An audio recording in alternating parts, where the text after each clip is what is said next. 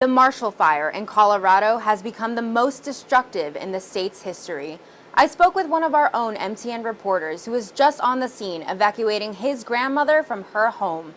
Her home, which was only a quarter of a mile away from those flames. I try to get us out of there as fast as possible. The Marshall Fire forced more than 30,000 people out of their homes after strong winds knocked over power lines, sparking the flames. Wind gusts of up to 110 miles an hour didn't help as the fire continued to spread. You could see like the glowing orange, so you could see the smoke.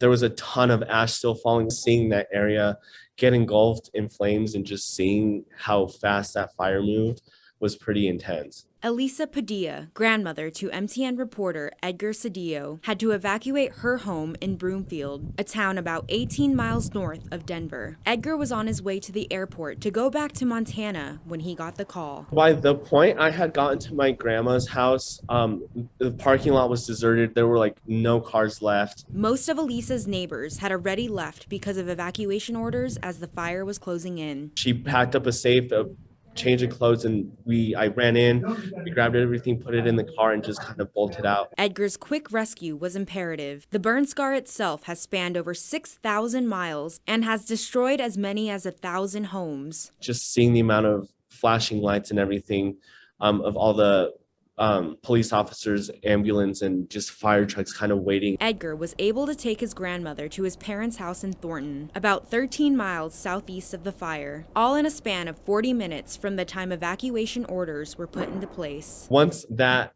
I had her, I was just like, okay, like now we can kind of breathe a sigh of relief. Though the fire is heartbreaking, Edgar says he's in awe of the community support. It's sad to see the devastation, but the community support that has come out of it and just seeing people's livelihoods kind of change in a matter of minutes, but just the amount of outpouring and support that they've gotten has just been awesome. Elisa's apartment is still standing, but many Coloradans are now without homes. However, like many Westerners, Coloradans are resilient in the face of turmoil. We're wild, but we know how to take care of one another, and it's one of those things where it's great to see a community come together. In Billings, Alina Howder, MTN News.